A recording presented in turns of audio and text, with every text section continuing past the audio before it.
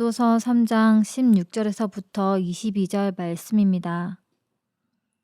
또 내가 해 아래에서 보건대 재판하는 곳 거기에도 악이 있고 정의를 행하는 곳 거기에도 악이 있도다. 내가 내 마음속으로 이르기를 의인과 악인을 하나님이 심판하시리니 이는 모든 소망하는 일과 모든 행사에 때가 있음이라 하였으며 내가 내 마음속으로 이르기를 인생들의 일에 대하여 하나님이 그들을 시험하시리니 그들이 자기가 짐승과 다름이 없는 줄을 깨닫게 하려 하심이라 하였노라. 인생이 당하는 일을 짐승도 당하나니 그들이 당하는 일이 일반이라. 다 동일한 호흡이 있어서 짐승이 죽음같이 사람도 죽으니 사람이 짐승보다 뛰어남이 없음은 모든 것이 헛됨이로다. 다 흙으로 말미암았으므로 다 흙으로 돌아가나니 다 한 곳으로 가거니와 인생들의 혼은 위로 올라가고 짐승의 혼은 아래 곧 땅으로 내려가는 줄을 누가 알랴. 그러므로 나는 사람이 자기 일에 즐거워하는 것보다 더 나은 것이 없음을 보았나니 이는 그것이 그의 몫이기 때문이라. 아, 그의 뒤에 일어날 일이 무엇인지를 보게 하려고 그를 도로 데리고 올 자가 누구이랴. 아멘. 사랑하는 주님의 교회 성도 여러분, 간밤에 평안하셨습니까? 이제 어느새 무더운 여름이 한순간에 물러간 것 같습니다. 갑자기 밤 공기가 순식간에 확 변한 게 너무나도 신기할 따름인데 이제 가을을 재촉하는 비가 내리고 이제 정말 가을이 우리 앞에 성큼 다가온 것 같습니다. 이와 같이 일교차가 커지는 환절기에는 우리의 신체도 쉽게 피로함을 느끼게 되고 면역체계도 이상이 생긴다라고 하죠. 더군다나 지금은 이 감기도 굉장히 예민할 때 아닙니까? 더욱 조심하셔야 될 것 같습니다. 건강관리를 잘 하시고 또 하나님 앞에서 우리의 영혼의 건강 또한 잘 챙기시는 오늘 하루가 되시길 간절히 바랍니다. 오늘도 하나님의 말씀 앞에 나아오신 사랑하는 주님의 교회 성도님 한 분 한 분을 주님의 이름으로 축복하고 또 환영하며 오늘 우리에게 주신 말씀 전도서 3장 16절부터 22절까지의 내용을 함께 살펴보도록 하겠습니다. 전도서 3장이 시작되며 모든 일, 범사에 기한이 있고 때가 있음을 알려주었던 지혜자가 16절 말씀을 시작하며 어떤 이야기를 하고 있습니까? 참으로 암담한 상황을 묘사하고 있죠. 무엇이라 기록하고 있습니까? 지혜자가 해 아래에서 보니까, 그러니까 이 세상이 어떻게 돌아가는지를 한번 보니까 재판하는 곳에 악이 있고 또 정의를 행해야 하는 곳에도 악이 있더라 이야기합니다. 사랑하는 여러분, 오늘날 우리의 삶에도 여전히 부정부패가 참 많죠.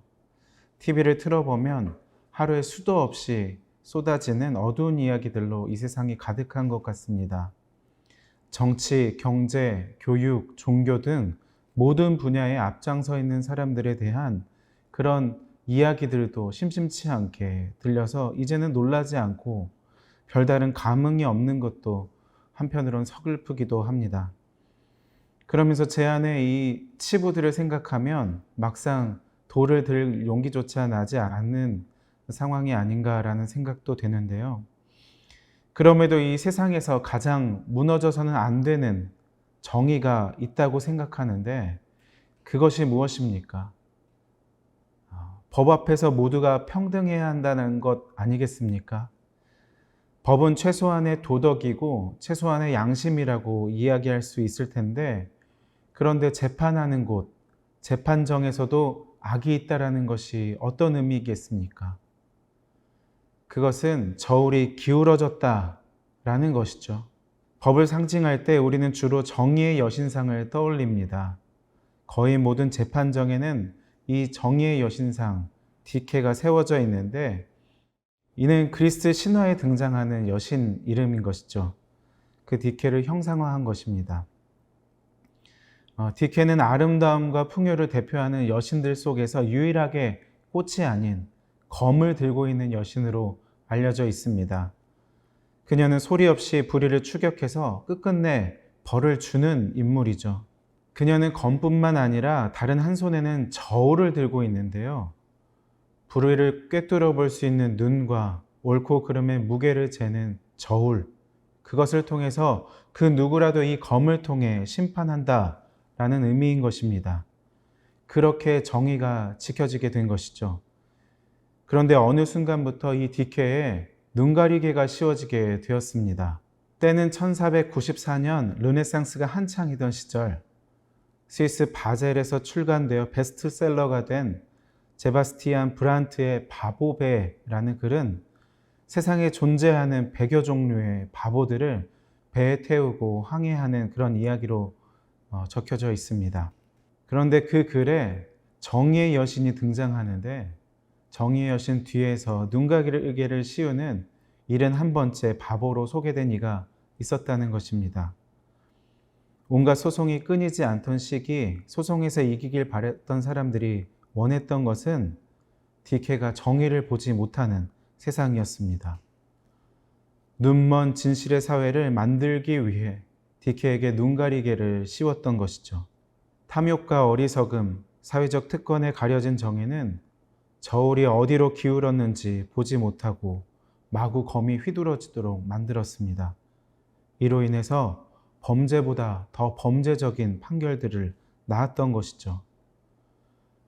그래서 여러분들이 보신 이 정의의 여신 디케의 상에 눈이 가려져 있던 경우가 많았던 것입니다. 그런데 이 눈을 가린 디케가 보지 않길 바라는 것은 진실이 아니라 특정 권력과 그것으로부터 파생된 편견이 아닐까라는 생각도 해보게 됩니다. 말이 많이 길어졌는데요. 사랑하는 여러분, 재판을 행하는 곳에서 또 정의를 행해야 하는 곳에서 악이 있다라는 것이 무엇을 의미합니까? 그것은 이 바보배에 등장하는 71번째 바보처럼 인간의 무지를 의미할 것입니다. 그럼 무엇에 대한 무지란 말입니까? 그것은 바로 우리 하나님 아버지에 대한 무지인 것이죠. 17절 말씀입니다. 내가 내 마음속으로 이르기를 의인과 악인을 하나님이 심판하시리니 이는 모든 소망하는 일과 모든 행사에 때가 있음이라 하였으며. 사랑하는 여러분, 지금 우리가 살아가고 있는 이 세상이 영원히 할 것이라고 생각하지 마시기 바랍니다. 물론 우리는 이 땅에서 하나님 나라를 건설하며 매일매일 충성되게 살아야 하지만 우리는 언젠가 심판, 곧 정산하는 날이 있을 것임을 꼭 기억해야 합니다. 제가 가끔씩 성도님들을 만날 때 나누는 이야기이긴 한데 제가 군대에 입대해 보니 이전의 삶과 전혀 다른 완전히 분리되어 있는 시공간 속에서 살아가게 되는 것 같았습니다. 모든 것이 다 새롭게 느껴지고 새롭게 시작하는 듯 낯설고 어색했는데 그런데 조금 지내다 보니까 곧 여기가 전부인 것처럼 느껴지더라고요. 휴가를 나갔다 와도 잠시 꿈을 꾼 것 같았지 뭔가 생시같이 느껴지지 않았습니다. 그래서 그곳에서의 삶이 전부인 것처럼 열심을 내다가 이따금씩은 그 경계를 넘어갔던 때도 있었습니다. 열심이 때로는 욕심이 되고 그래서 집착이 생기기도 했던 것인데요. 좋은 전투화, 좋은 전투복, 좋은 물건들이 선임으로부터 되몰림되어서 내려오는데 그것이 굉장히 부러웠고 언젠가 제 소유가 되기를 간절히 바랬던 적이 있었습니다.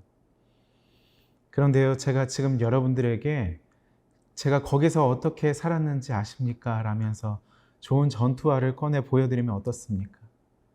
굉장히 부끄러운 일인 것이죠. 다 때가 있는 것입니다. 그 시절 그 전투화가 가치 있었던 것인지 모르겠지만 이제 저에게는 별다른 의미가 없는 것이죠.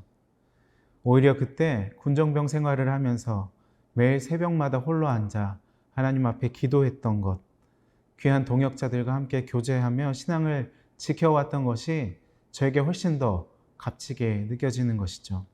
사랑하는 여러분, 일상을 살아가면서 하나님을 의식하지 못하는 것은 외람된 표현입니다만 바보 같은 일입니다. 우리의 양심에 눈을 가리고 나면 끝나는 것입니까? 아무도 몰라서 아니면 큰 힘을 써서 잠시 피하게 되면 끝나는 것입니까? 결코 그렇지 않습니다. 하나님께서 의인과 악인을 심판하실 때가 분명히 있기 때문입니다. 또 하나님은 우리를 시험하시는 하나님이십니다. 18절에서 19절 말씀입니다. 내가 내 마음속으로 이르기를 인생들의 일에 대하여 하나님이 그들을 시험하시리니 그들이 자기가 짐승과 다름이 없는 줄을 깨닫게 하려 하심이라 하였노라. 인생이 당하는 일을 짐승도 당하나니 그들이 당하는 일이 일반이라. 다 동일한 호흡이 있어서 짐승이 죽음같이 사람도 죽으니 사람이 짐승보다 뛰어남이 없음은 모든 것이 헛됨이로다. 아멘. 말씀에서 하나님이 왜 우리를 시험하신다 말씀하십니까? 우리가 짐승과 다름이 없는 줄을 깨닫게 하시려고 시험하신다 이야기합니다. 인간은 여전히 고통 한가운데에 있죠. 왜 그렇습니까? 앞에서 무슨 일들이 있었습니까? 이해되지 않는 불의한 일들이 도처에 가득하지 않았습니까?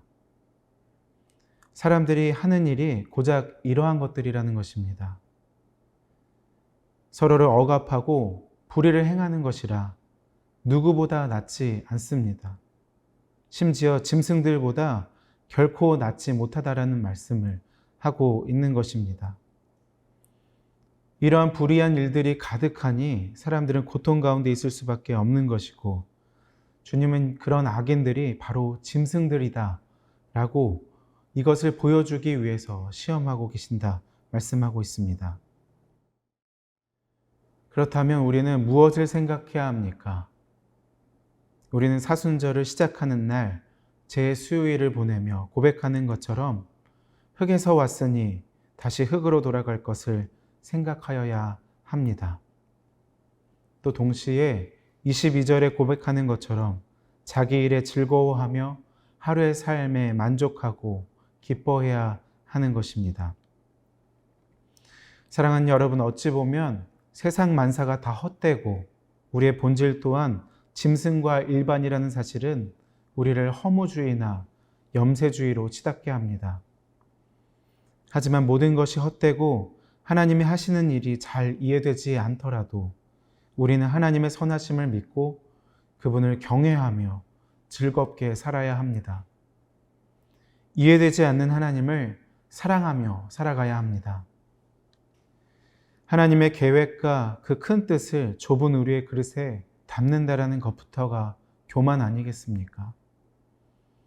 우리는 다 이해할 수 없지만, 다 이해되지 않겠지만, 그럼에도 주님께서 우리를 향해 베풀어 주신 그 모든 관계 속에서 마음의 여유를 가지고 하루하루를 향유하며 기뻐하고 감사하며 살아가다 보면 우리의 영혼이 되살아나게 되고 그 안에서 발생된 긍정적 에너지로 조금이나마 우리의 삶을 밝히며 살아갈 수 있게 될 것입니다. 그렇게 우리를 넘어 이 불의한 현실에 지친 영혼들을 보듬으며 위로하며 다시금 사명의 길을 걸어갈 수 있도록 돕는 것, 이것이 오늘 우리를 향한 하나님 아버지의 뜻입니다. 이 시간도 우리 마음을 모아 다 함께 말씀을 기억하며 기도하길 원합니다. 오늘 주신 말씀을 기억하고 기도하길 원하는데요. 첫 번째로 우리가 날마다 불의한 현실을 마주하게 되지만 낙심하지 않고 주님을 믿는 믿음으로 하루하루를 기쁨 가운데 살아갈 수 있도록, 두 번째로 우리의 영혼이 무너지고 짓이겨지지 않도록 우리의 영혼의 건강 또한 잘 챙겨서 그 건강한 에너지를 나누고 베푸는 우리가 될 수 있도록, 마지막으로 코로나로 어려움 중에 있는 모든 생명들을 하나님께서 굽여 살펴주시고 주님의 은총과 보호하심이 늘 가까이 느껴지도록, 이렇게 세 가지 기도 제목을 가지고 다 함께 마음을 모아 기도하겠습니다.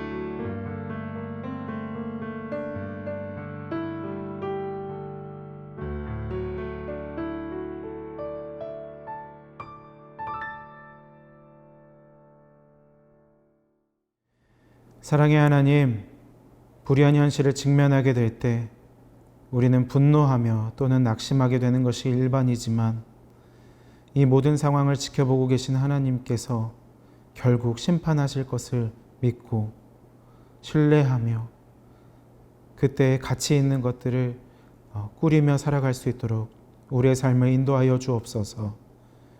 우리 영혼의 건강 또한 잘 관리하게 하셔서 우리에게 주신 하루를 감사로 잘 누리며 살아가게 될 때 우리 안에 피어나는 거룩한 에너지로 우리가 함께하는 이들 또한 돌보며 섬기며 살아가게 하옵소서. 우리의 삶을 주 앞에 의탁드리며 사랑의 우리 구주 예수 그리스도의 이름으로 기도드리옵나이다. 아멘.